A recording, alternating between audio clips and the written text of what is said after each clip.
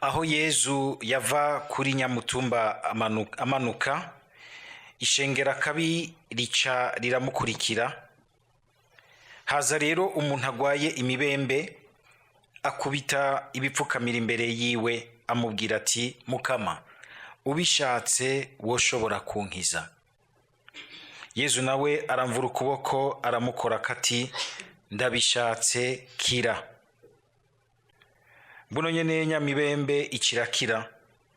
Araheza amubwira ati, ntihagire ubibwira, mugabo genda wiyereke umusaserdoti, umushiri imperezwa Musa yabwirije, bamenye ko wakize.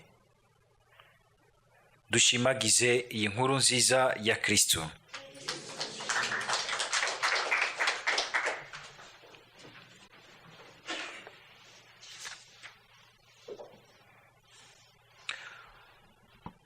Mu gisomwa ca mbere turacari mu gitabo ca kabiri c'Abami.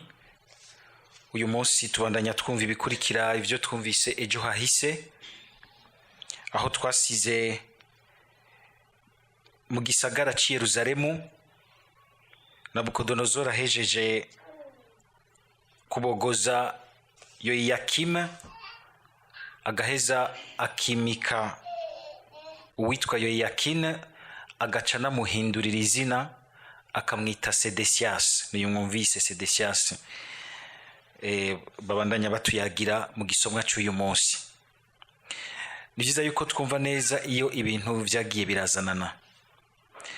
Inyuma y'umwami yagerageje kugororokera Imana yitwa Josias, twumvise mu misi heze akanafasha igihugu c'Imana, baheje gutora igitabu c'ijambo ry'Imana, igitabu c'amategeko, vyatumye bariko baragerageza kwinagura, kumva ko bategerezwa kunagura ubuzima bwabo babuhereye imbere mu mutima, bafashijwe n'iryo jambo ry'Imana Imana ibahaye kubura ryari rinyegeje mu ngoro y'Imana.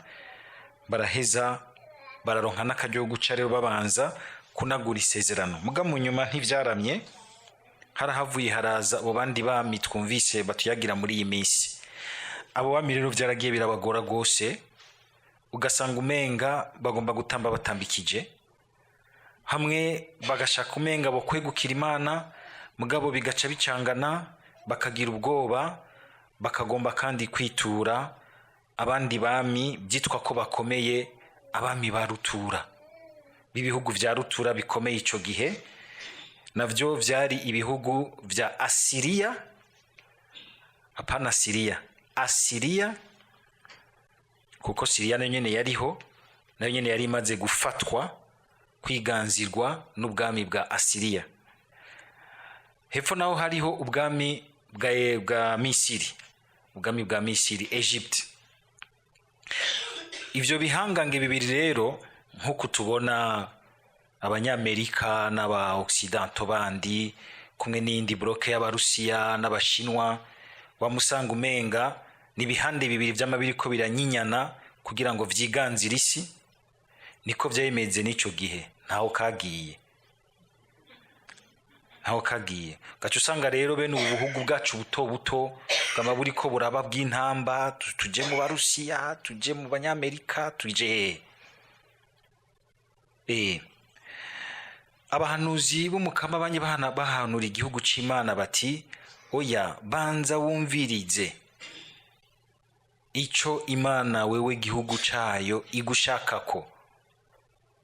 Kumbure rero hagize akorohereza muco Imana igushakako, mugasangira urugendo. Utakorohereje nahakurusha inguvu z'abasirikare canke ziki z'ubutunzi, ntugire ubwoba, kuko w'inguvu zawe bwa mbere sivyo, n'Imana iguhagarariye. Twarumvise mu misi heze ingene Imana yahagarariye umwami Ezekias,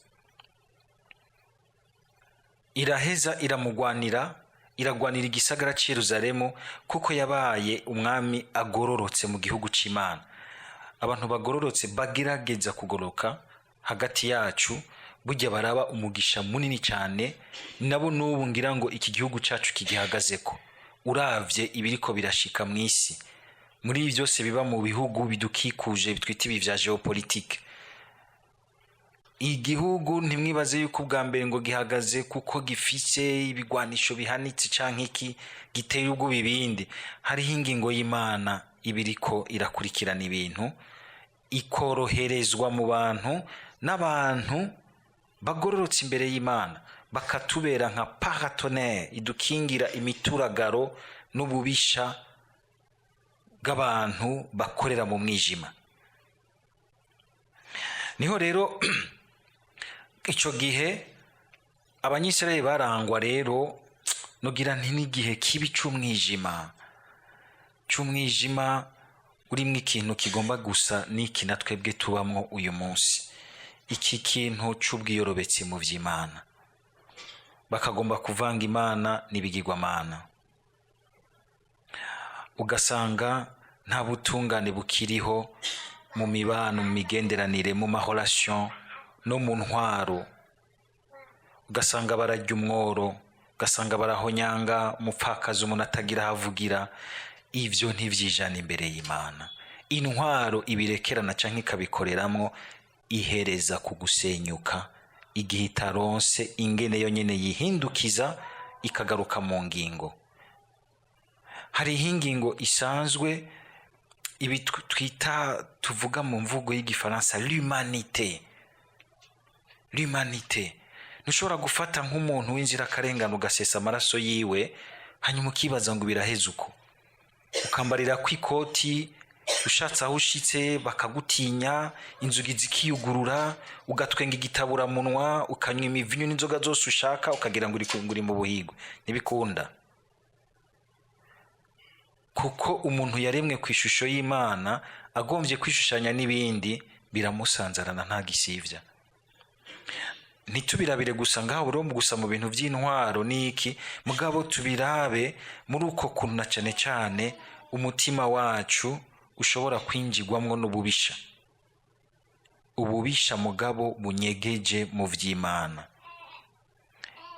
kikaba nk'ikintu c'igitutsi ku Mana, kuko ubu uriko ufata Imana uko utariko.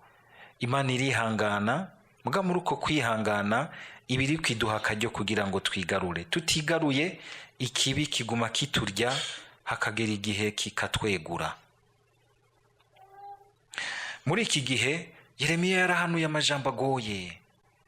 Mu nyuma igihe Nabukodonozori atera ubwa mbere agabogoza Yoyakimu, yaratwaye abantu bamwe kw'imbohe, twaravyumvise mu misi heze nako harejo hahise, ngo agatwara abantu b'incabwenge, abantu b'abahinga, abantu koko boteza imbere igihugu, abatwari nabo hariya ya Siriya, baja gukorera Asiriya, igihugu kirapfa.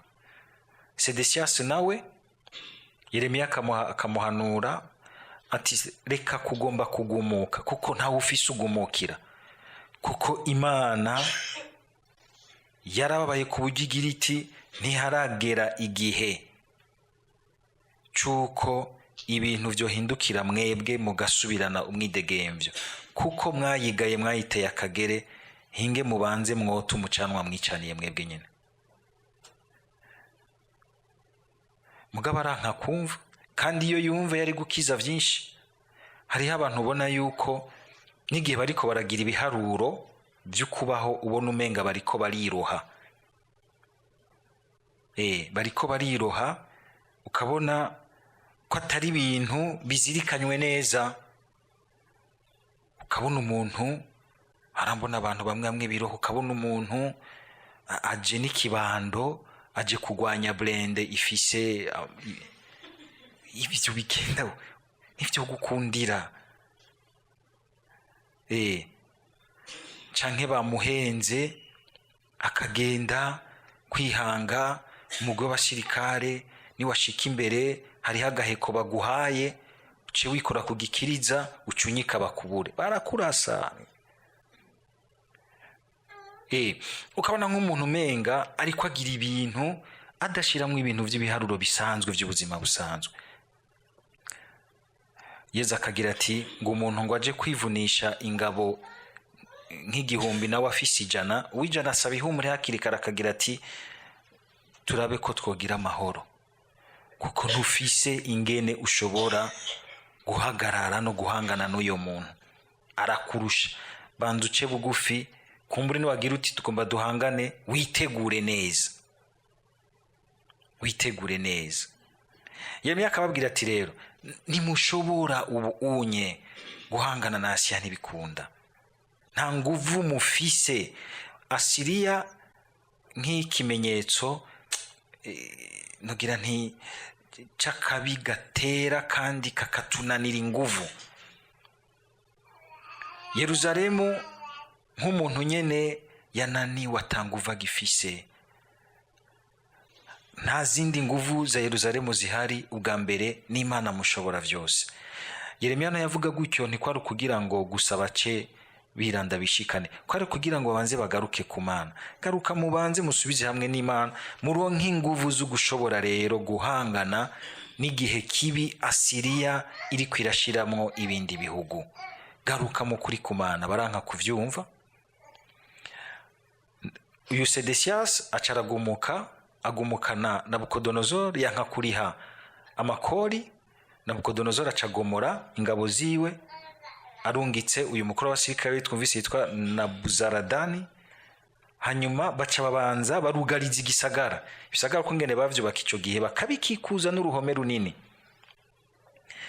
Baca barasagiriza igisagara, baracugarana amezi nkane, atawusohoka atawinjira.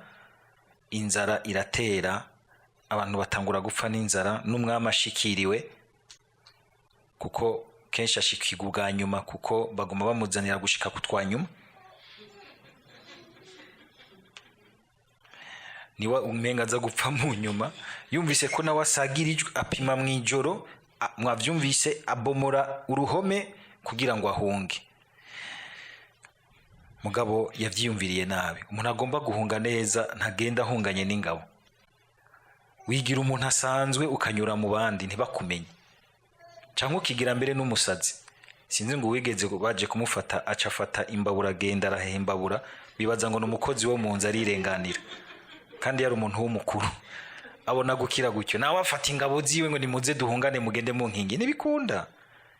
Hari ahantu ivyo byose bitinguvu, bitinguvu.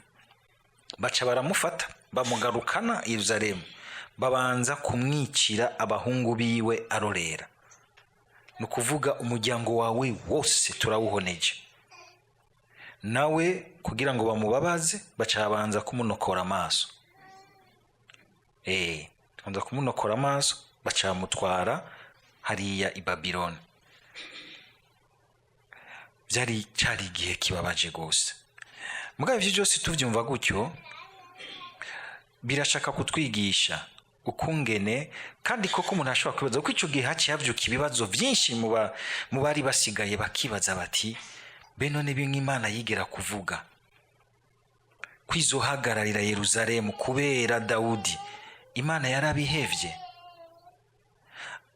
Imihango yose Imana yaduhaye, amapromese yose Imana yaduhaye, yose yarayahevye. Imana yaradukuye kwiminwe, kubera ikireka tugashikirwa n'ibi. Harimwo icigwa gikomeye cyuko nubwo Imana ibana natwe, nubwo iduha imihango myinshi, si ukuvuga yuko umenga ni nk'urucanco canke womenga twoca dugira ivyo dushatse vyose. Imana yaravyemeye, yaramaze kwifatisha mu muhango yatanze, ntizosubira inyuma, izotegerezwa kudukingira, izotegerezwa kubigira. Oya, ibintu vyose Imana itwemerera, ishaka kutugirira, ibitugirira ari uko natwe twemeye kujana nayo, gukorana nayo. Tutavyemeye biradupfa kubusa, biradupfa kubusa.